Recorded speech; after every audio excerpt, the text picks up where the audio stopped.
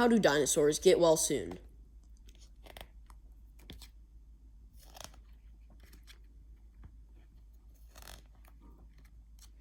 What if a dinosaur catches the flu? Does he whimper and whine in between each achoo?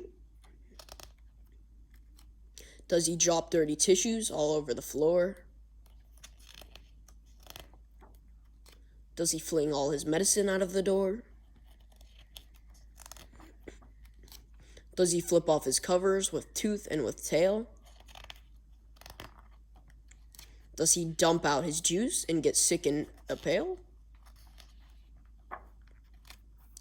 Does a dinosaur wail?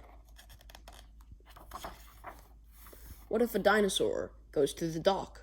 Does he drag all his feet till his mom is in shock? Does he hold his mouth closed when he's told open wide? Does he scream? Is he mean? Does he run off and hide? Does he push back each drink? Spits his pills in the sink? Does he make a big stink? Is that what you think? No. He drinks lots of juice, and he gets lots of rest. He's good at the doctors, 'cause doctors know best.